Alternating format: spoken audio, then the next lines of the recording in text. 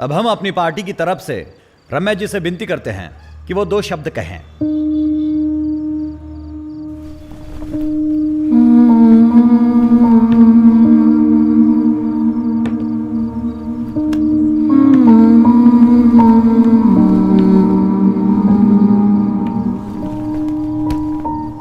करुणा माँ भुवनेश्वरी को नमन करके मैं अपना भाषण शुरू करती हूँ। मेरी पसंद के नेता और जिला सेक्रेटरी शिक्षा मंत्री हनुमंत गौड़ जी हम सब के दिल में बसते हैं, महिलाओं की इज्जत करते हैं, बुजुर्गों को सम्मान देते हैं। आज यहाँ पर आए सभी लोगों को महिला शक्ति की ओर से ये रम्या आपको नमस्कार करती है। देखा ना मामू, अपनी बुलबुल अपनी जुबान से लोगों को कैसे डांस करवा रही है। अपनी बुलबुल कह रहे हैं। मुझे नहीं लगता आपके हाथ में आएगी। अंडा देने वाली मुर्गी का थोड़ा इंतजार करना पड़ता है, और ये तो देसी मुर्गी है, इंतजार का फल मीठा ही होगा। कल इसी जगह पर विपक्षी पार्टी ने अपना भाषण दिया था। उनका कोई यूथ लीडर ध्वजा है, वो हमारी पार्टी को नीचा दिखाने की कोशिश करता रहा। वो अपने आप को समझता क्या है? आज उससे मैं यहीं से सवाल करती हूँ, जवाब का इंतजार करूंगी। बेटा, पहले राजनीति क्या है वो जान लो, उसके बाद माइक को हाथ लगाना। सामने माइक हो और सुनने के लिए 4 लोग भी आ जाएं, उससे लीडर नहीं बन जाओगे। अगर मैंने उसकी पार्टी की बात शुरू कर दी तो वो ध्वजा एक दिन में पार्टी छोड़ के भाग जाएगा। बेटा, पहले राजनीति क्या है वो जान लो, उसके बाद माइक को हाथ लगाना।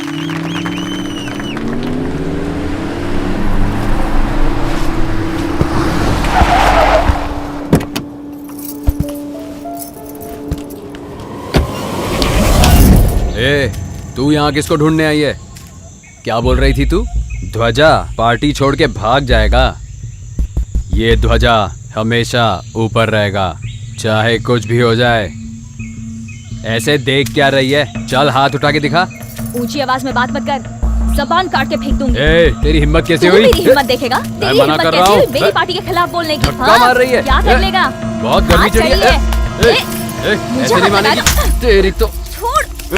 शांत हो जा। मजाक में बोला हाथ उठा तो सच में मारेगी क्या? हाँ, तुझे बात करने के लिए माइक मिल जाए और सुनने के लिए 100 लोग मिल जाए तो क्या तू अपने होने वाले पति को भी डराएगी? सब लोग मेरी बातें बैठ के सुनते हैं। इस लेवल तक पहुंचने के लिए मैंने कितना कष्ट उठाया है, तुझे नहीं पता क्या? तुझे किसने कहा इतना कष्ट उठाने के लिए? इस बॉस के साथ शादी करके 2-4 बच्चे पैदा कर ले, बॉस की बातें माना कर और दिन भर घर पे पड़ी रहे। उसके लिए तू किसी और को ढूंढ ले। मेरे तो सपने बहुत बड़े हैं और मैं अपना सपना पूरा करके रहूंगी। तेरे सपने में मेरा भी चेहरा है कि नहीं बताएगी? हाँ, पड़ा है कोने में। एक कोने में?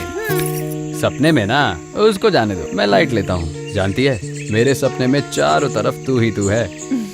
कल रात में मेरे सपने में हम दोनों क्या क्या कर रहे थे कुछ पता भी है? क्या बात कर रहा है तू? ये सब ऐसे नहीं बता सकता, तू कहे तो थोड़ा ट्रेलर दिखा सकता हूँ।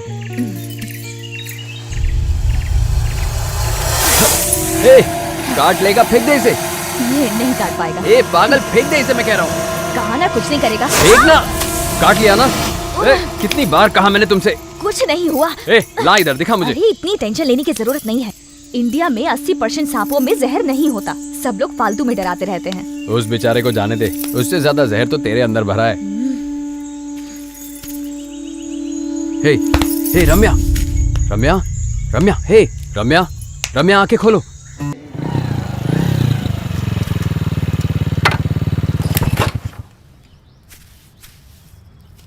ये सब क्या है? देसी मुर्गी बोल के सबको बेवकूफ बनाती थी, सब मुर्गियां भाग गई क्या? कैंटीन के कॉन्ट्रैक्ट का एडवांस मिला है, ये ले लो।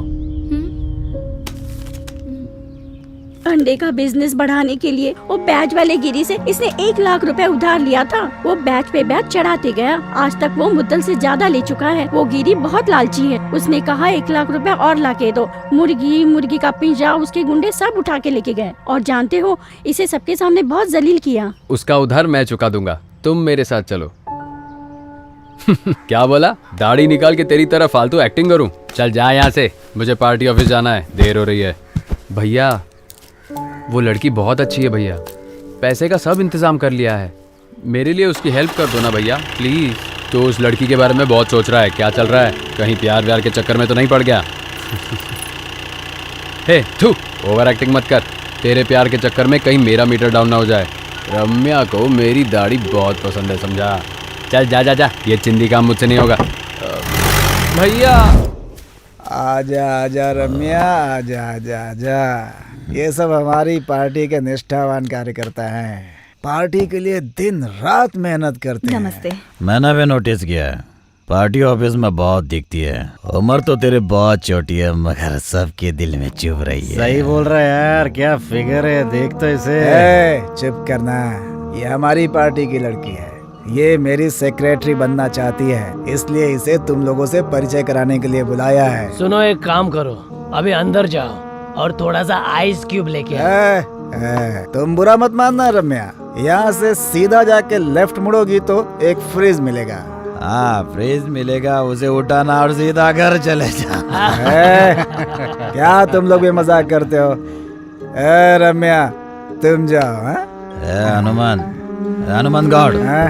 ये लड़की अगर तुझे पसंद है तो पैसा दे के काम चला ले। छोटे से काम के लिए इसे पार्टी ऑफिस में बुलाने की क्या जरूरत है? वो राजनीति के लिए आई है, पैसे से मान जाएगी क्या?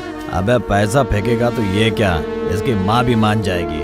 ये बात तो मैंने सोची ही नहीं। अच्छा, हाँ। एसएससी फेल होने के बावजूद तूने अपने नॉमिनेशन में एमए का सर्टिफिकेट लगाया, शिक्षा मंत्री बन गया है तू, इतना भी नहीं समझ में आता? जरा धीरे बात करना, किसी ने सुन लिया तो मेरे पे केस कर देगा। मैडम, पेपर सब करेक्ट है, कल हम केस फाइल कर सकते हैं।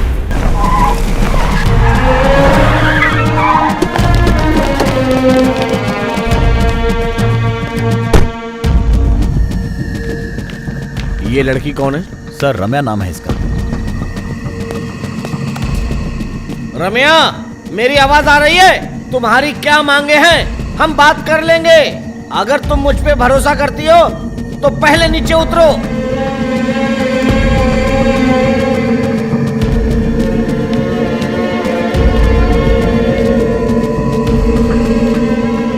नमस्ते सर। ये क्या है रम्या, तुम हमारी पार्टी की कार्यकर्ता होके ये सब क्या कर रही हो? सर, एमएलए हनुमान गौड़ जी का पद विपक्षी पार्टी की वजह से ही गया। इस झूठे केस में हमें जीतना ही होगा सर। वो एक अच्छे शिक्षा मंत्री हैं और बेगुनाह है, साबित करना होगा। वो बेवकूफ एसएससी में भी फेल है, ये मैं अच्छी तरह से जानता हूँ। सर, ये बात तो मैं भी जानती हूँ और सारी मीडिया भी इसी बात पर रोज चर्चा कर रही है।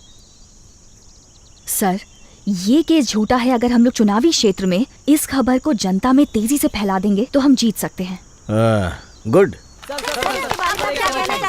कुमारी रम्या की विनती मानकर हनुमंत गौड़ के केस को हम अपनी पार्टी की तरफ से हाई कोर्ट में अपील करेंगे। रम्या आपकी पार्टी की एकमात्र महिला सदस्य हैं, तो क्या आप अपनी पार्टी की तरफ से इन्हें कोई सीट देंगे सर? ये सब हम पार्टी मीटिंग में डिसाइड करके आपको बताएंगे। कम से कम 35 सालों से अपोजिशन पार्टी की तरफ से कोई भी बाय इलेक्शन नहीं जीता है। जीतता वही है जो रूलिंग पार्टी का होता है। सुनहरा मौका है, ये चांस हमें गंवाना नहीं है। अगर हम ये सीट जीत गए तो साथियों हम इतिहास रच देंगे, क्योंकि रूलिंग पार्टी ने हमें ये मौका अपने आप दे दिया है। हनुमंत का मैटर उठ चुका है, आज हर न्यूज चैनल पर उसका मैटर दिख रहा है, इसलिए हमारा काम आसान हो चुका है। आधे वोट हमारे हैं, अब बाकी के आधे वोट लाएगा ऐसा कैंडिडेट हमारे बीच कौन है? उसी कैंडिडेट को चुनने के लिए आज ये मीटिंग बुलाई गई है। अध्यक्ष महोदय, सबसे मजबूत कैंडिडेट तो बलराम भाई ही है। इनके क्षेत्र में ही क्या, हमारे क्षेत्र में भी बहुत अच्छा नाम है बलराम भाई का। मैं तो कहता हूँ ये सबसे अच्छे कैंडिडेट हैं। मुझे नहीं लगता है कि इससे कुछ फायदा होने वाला है अध्यक्ष महोदय। ए ध्वजा, अपने पार्टी के खिलाफ ही बोल रहा है। कुछ सोच के तो बोला कर। तेरा दिमाग तो नहीं खराब हो गया? फालतू दिमाग मत खराब कर, फोन रख। आपके लिए मैं माता जी के मंदिर गई थी और पूजा अर्चना करके माता जी का ये प्रसाद लेके आई हूँ। ये लीजिए नेताजी। नेताजी अंदर है। आप ही मेरे नेता हैं, लीडर हैं, नायक हैं, सब कुछ हैं। ये क्या रम्या, मेरे लिए टावर पे चढ़ गई, पूजा करके प्रसाद लाई हो और मुझे अपना नायक भी कह रही हो? भाई जी, वो परमेश्वर अंदर आपको कुत्ता कह रहा है। जो कहना है कहने दे, बाद में देख लूंगा। जब पदवी नहीं होती तो पैर में पहनी चप्पल भी आवाज करती है। सीट पर आपका आदमी होना चाहिए। एकदम सही बोल रही हो। मैं सीएम से भी यही बात कहूंगा। मैं जिसको बोल दूंगा सीएम उसी को कैंडिडेट बनाएंगे। आपकी बात सीएम मानेगा क्या? वो क्या, उसका बाप भी मानेगा। वो भी कोई दूध का धुला नहीं, मेरा बाप है। तो आप ही उनके पास जाके कैंडिडेट डिसाइड क्यों नहीं कर रहे? मैं ही डिसाइड कर रहा हूँ। भैरव गौड़ ही अच्छा कैंडिडेट है, उससे हम कुछ भी करवा सकते हैं। अरे वो भैरव भी तो आपको कब से अंदर गाली दे रहा है। अरे मैं भी तो उसे कब से गाली दे रहा हूँ। सच में गाली दे रहा था क्या? अरे वो आपको सुअर कह रहा था। जिस पे भरोसा करो वही गद्दारी कर रहा है। किसे सेलेक्ट करूं? टेंशन मत लीजिए नेताजी, आंख बंद करके ध्यान से सोचिए, कोई ना कोई मिल जाएगा। माताजी कैंडिडेट ढूंढने में साथ देंगी। आंख बंद करके सोचने की क्या जरूरत है? आंखों के सामने साक्षात देवी माँ है। तुम ही हो असली कैंडिडेट। अरे अब पागल हो गए क्या? ये भी अंदर सुमन्ना बोल रहा था। सुमन्ना ने ऐसा बोला? चल देखता हूँ, जान से मार दूंगा उसे। अध्यक्ष महोदय, मेरा सोचना अलग है। शिक्षा मंत्री हनुमंत गौड़ एसएससी फेल है, इससे क्या फर्क पड़ता है? एमए पास की झूठी सर्टिफिकेट सबमिट की है, वो गलत है। कम पढ़े लिखे मंत्री शिक्षा मंत्री नहीं बन सकते, ऐसा कोई रूल नहीं है। शिक्षा मंत्री सॉफ्टवेयर कंपनी थोड़ी चलाते हैं। जनता की सेवा करने के लिए डिग्री की जरूरत नहीं होती है, बस एक अच्छे लीडर है ये प्रूव करना पड़ता है। मैं तो खुद भी कौन सा ज्यादा पढ़ा लिखा हूँ। भाभी, ध्वजा अंदर मीटिंग में है, फ्री होते ही बात करवाता हूँ। आज से 6 हफ्ते पहले शेर ने गांव के लोगों पर हमला किया था और उन्हें हॉस्पिटल में ले गए थे हमारे नंदी भाई। इससे जनता में इनकी बहुत तारीफ हुई। इन्होंने उन सब का दिल जीत लिया। अध्यक्ष जी। अध्यक्ष महोदय, अगर ये खड़े होंगे तो पार्टी के लिए बहुत अच्छा होगा। नंदी भाई, क्या कर रहे हो? नमस्ते करो। नमस्ते सर। नमस्ते। मेरे हिसाब से नंदी भाई ही इस सीट के लिए बेस्ट कैंडिडेट हैं। इसलिए अध्यक्ष महोदय, बलराम भाई अगर इनके क्षेत्र से खड़े हो जाएंगे तो लोग पूछेंगे कि बाहर के लोग यहाँ क्यों आए हैं। मुझे नहीं लगता इनके फेवर में लोग वोट डालेंगे। अध्यक्ष महोदय, मेरी बात बलराम भाई भी अच्छे से समझ रहे होंगे, है ना भाई? सही कह रहे भाई। ये बात तो सच है अध्यक्ष महोदय। नंदी जी को ही सीट दे दीजिए। अध्यक्ष महोदय,